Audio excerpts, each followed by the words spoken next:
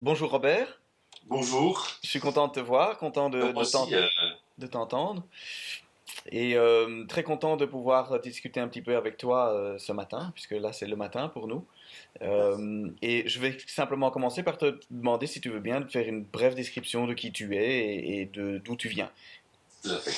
Donc, je m'appelle Robert Collard, je suis belge, j'habite à Wavre, et en quelques mots, j'ai fait un master en psychologie sociale, puis un master en gestion des ressources humaines. J'ai d'abord une première carrière comme DRH, voilà, surtout chez Médecins sans frontières et dans une autre structure tout à fait différente chez Eastbridge, D'accord? conglomérat. Et puis, je me suis installé comme consultant pour faire évoluer les organisations avec une société qui s'appelait Comind. Mhm. Et je suis rentré chez Poult très très vite. Poult étant mon premier client en 2005. Et Mhm. puis, j'ai travaillé chez Poult à temps plein de 2010 à aujourd'hui. Voilà. D'accord. Et tu peux peut-être me décrire Poult pour les gens qui ne connaissent pas encore? Bien sûr. Donc Poult est un biscuitier français. Nous sommes leader, un des leaders du marché Mhm. dans les biscuits sucrés. Nous avons plus ou moins il y a 800 salariés. On consomme plus ou moins, on fabrique plus ou moins 60 000 tonnes de biscuits par an. Mhm. Mhm. 5 usines, Mhm. deux dans le sud-ouest, une à Orléans, près d'Orléans, et deux usines près de Quimper. Voilà, pour avoir quelques références. Et Poult c'est quoi? Poult, c'est une société qui, à un certain moment, a décidé de s'engager dans l'innovation managériale, pas pour le plaisir de s'engager, mais parce qu'en fait, il y avait des convictions fortes et on était, entre autres, on était convaincus qu'il y avait moyen aujourd'hui de, de construire une organisation qui pouvait apporter du bien-être à ses salariés et en même temps être performante. Voilà, ça c'était notre Graal. D'accord, waouh. Et vous avez commencé cette transformation il y a combien de temps à peu près? En fait, on a commencé cette transformation en 2005. Donc en 2005, le groupe Poult, 400 personnes, deux sites de production, a racheté son concurrent, enfin un concurrent qui s'appelait Pine Tanguy. Mhm.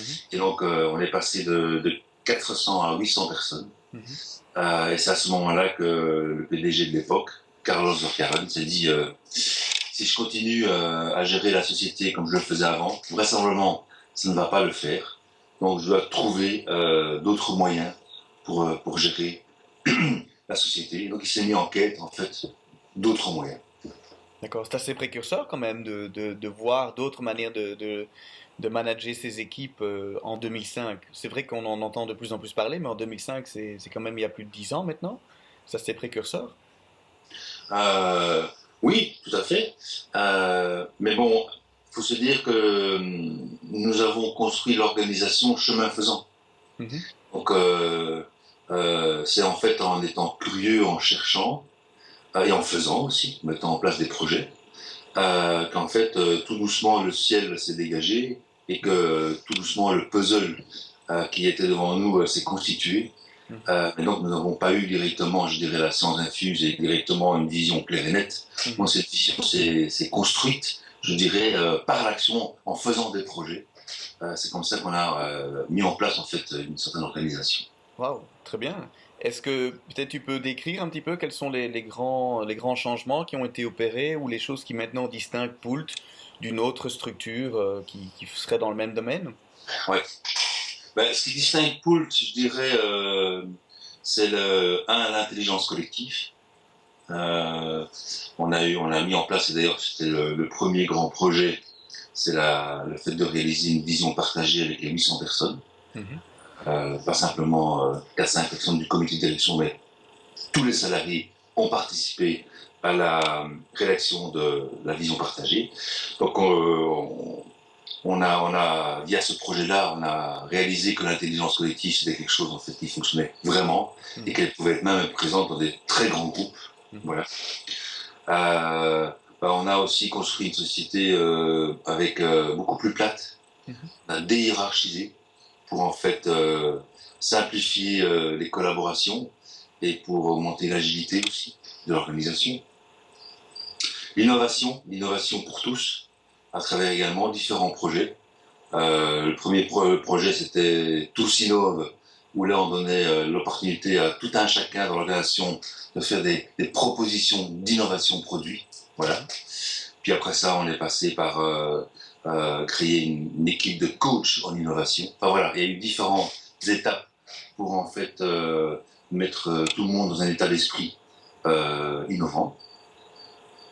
Entrepreneur, voilà, entrepreneur, l'entrepreneuriat, donner cette capacité d'agir, cette capacité d'action à tous nos collaborateurs. Donc prendre des initiatives, réaliser à quelques-uns un projet si manifestement le projet fait du sens pour les autres. Donc ça aussi, ça nous distingue.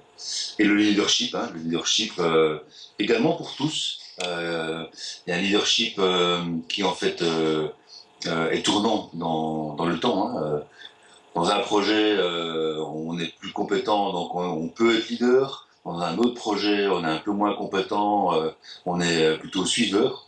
Et donc ce leadership pour tous et ce leadership tournant, qui nous caractérise.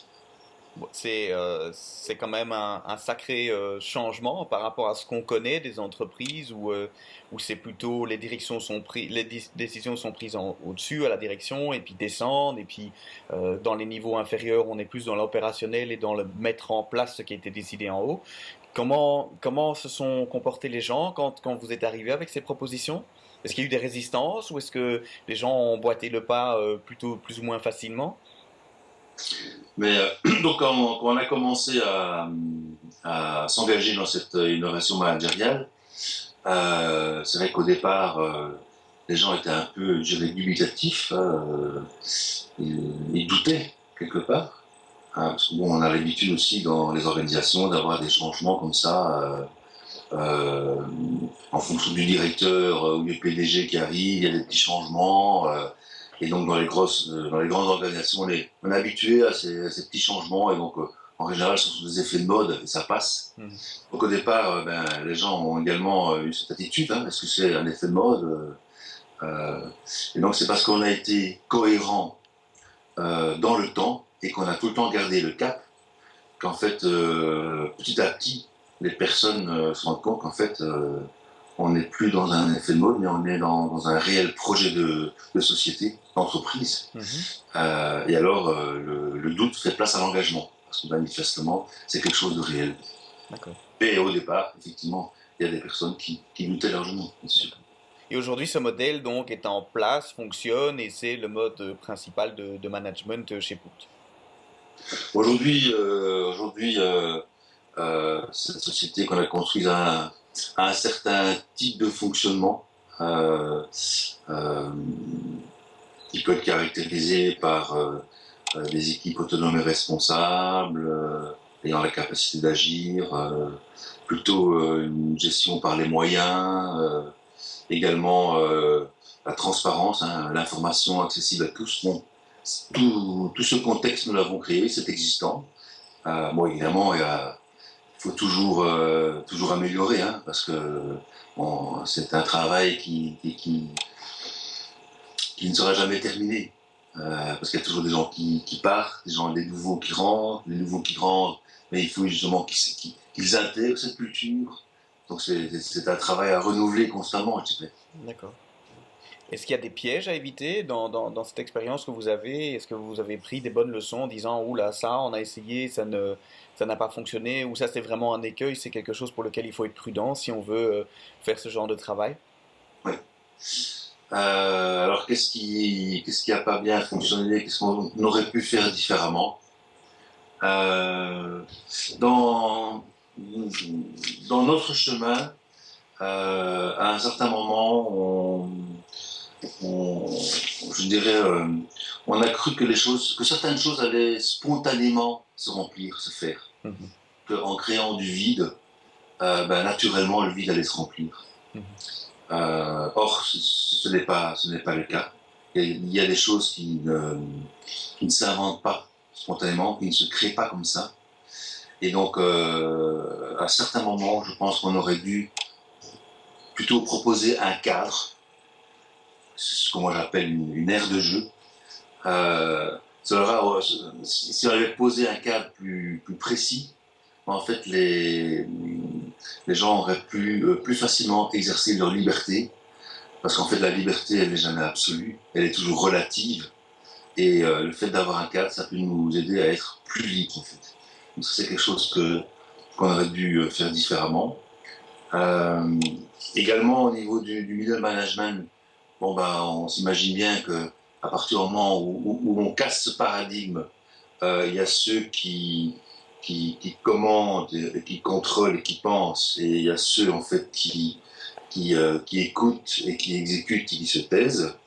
Quand on casse ce paradigme-là et qu'on rentre dans un paradigme où en fait on se dit les décisions doivent se prendre au plus près du terrain, ce sont ceux qui font, qui savent, et que le rôle du manager, bon, est plutôt quelqu'un qui accompagne les équipes, qui donne des ressources à l'équipe pour qu'elle puisse faire au mieux son travail. C'est évidemment une toute autre posture managériale. Et donc, on aurait dû, je pense, mieux accompagner les managers pour faciliter leur transition vers cette nouvelle posture. Voilà. Ça, on aurait dû mieux faire. Euh, faut faire également attention aux effets de langage. Mhm. Souvent, quand on explique les choses, on prend des raccourcis pour aller plus vite. Et en fait, bien souvent, on provoque des distorsions dans la compréhension. Mhm. Pour citer un exemple, je me rappelle à plusieurs reprises, on expliquait notre projet en disant, ben voilà, maintenant, on va rentrer dans un monde où en fait, vous allez être libre d'agir, libre de faire au mieux pour la société. Euh, et donc certains ont compris, bah, on est libre, on peut faire ce qu'on veut. Mhm. Mhm. Or non, on ne fait pas ce qu'on veut. D'accord. On fait au mieux pour la société en équipe. On ne D'accord. fait pas ce qu'on veut, chacun. Juste pour citer un exemple, voilà. Ouais. Euh, donc, faire très fort attention aux effets de langage qui peuvent parfois provoquer des mauvaises compréhensions. À ce moment aussi, on a manqué d'attention à la visibilité du changement. Donc, comme je dis toujours, quand on veut faire évoluer une organisation, je prends l'exemple de l'image de l'iceberg, Mhm. il y a la partie visible, la partie immergée. Mhm. Et souvent, on travaille uniquement sur la partie visible, les outils, euh, etc., les méthodes. Et on travaille très très peu sur l'état d'esprit, sur les collaborations, sur la culture. Et donc, étant conscient de cette chose, donc on a beaucoup travaillé sur les schémas mentaux, sur les croyances, sur les collaborations. Euh, et pour finir, on a un petit peu sous-estimé de travailler sur ce qui est visible dans le changement. Et donc ça, on l'a rattrapé, on l'a fait plus par la suite. Donc, par exemple, les bureaux de Toulouse, ben, on les a complètement transformés. Ce sont des bureaux ouverts, avec beaucoup de couleurs, des espaces de rencontre. Voilà. Également dans les usines, on a créé des espaces pour que les gens puissent se rencontrer. Mhm. Et donc, voilà. Faire également attention à ce qui est visible au changement. Ça aide les personnes à se rendre compte qu'effectivement les choses changent quand on le voit autour de soi. L'aspect humain, finalement, était très important. Pardon? L'aspect humain était très important. L'aspect humain est fondamental. L'aspect humain, si on enlève une société et qu'on retire les êtres humains, il ne reste plus rien. Il Mhm. ne faut jamais oublier que ce sont les êtres humains qui font fonctionner l'organisation. Et c'est la culture, leur, euh, leur collaboration et la qualité, comme on dit, les in-between entre les gens, Mhm. qui fait que l'organisation, soit elle est plus pauvre, soit elle est plus intelligente. Ok. Super. Est-ce que, fort de ton expérience, maintenant, tu pourrais dire que ce mode de management est applicable à d'autres structures, à d'autres entreprises? Bien sûr, bien sûr. S'engager pour créer une société qui fonctionne mieux, qui est plus collaborative, qui provoque plus de bonheur au travail, je pense que c'est bon pour n'importe quelle société. D'ailleurs, la preuve, quand on regarde les sociétés qui se sont engagées dans cette voie-là, aujourd'hui, il y a des sociétés de tous bords. Hein, des sociétés de services, dans l'informatique, dans les banques, les agences de publicité, des call centers, aussi en production. Hein. Nous, on est biscuitiers, mais il y en a dans la métallurgie, le transport, l'automobile. Je veux dire, non, c'est bon pour quiconque peut le faire, bien sûr. D'accord. Il y a un processus que vous avez appliqué chez Poult que tu vois qui est réplicable dans d'autres entreprises, comme celle-là, celle qui serait par exemple intéressée à suivre ce chemin? Je pense qu'il y a une série de euh, une série d'outils, une palette d'outils qui sont intéressantes à utiliser. Mais je pense qu'une société n'est pas une autre. Et donc, d'écrire une chronologie, d'écrire un process pur et dur pour se dire, voilà, si on applique ce process-là, ça va fonctionner, ce serait en fait une illusion. C'est une illusion. Parce que, parce que s'engager dans l'innovation managériale, c'est s'engager dans une aventure humaine. Voilà. Et donc, on construit cette aventure ensemble. Et donc, par rapport à tous les outils qui sont disponibles, ben, on va utiliser celui qui est pertinent à un moment donné. Mais comme chaque organisation a sa propre aventure, je dirais, et doit la construire, il n'y a pas un processus identique qui convient à tout le monde. Absolument pas. Ok, très bien. Si j'ai maintenant, s'il y a un lecteur ou quelqu'un qui voit cette vidéo voudrait en savoir plus sur toi, sur Poult, sur ce trajet d'intelligence collective et de management participatif, comment est-ce que cette personne peut prendre contact avec toi? Mais écoute, moi j'ai un numéro de GSM, j'ai un GSM, donc le 0476 29 36 14. Mhm. Bien m'envoyer un email, robert.collard@skynet.be, ce que j'habite voir. Mhm. Et donc, voilà, pour me joindre. D'accord, très bien. Et Robert, écoute, je te remercie. J'ai passé un très bon moment en ta compagnie. Merci beaucoup pour ton témoignage et pour ce témoignage, cette belle aventure humaine que tu as vécue chez Poult. Je te remercie. Je, je te remercie également. À bientôt. Merci, au revoir Robert, bonne journée. Au revoir.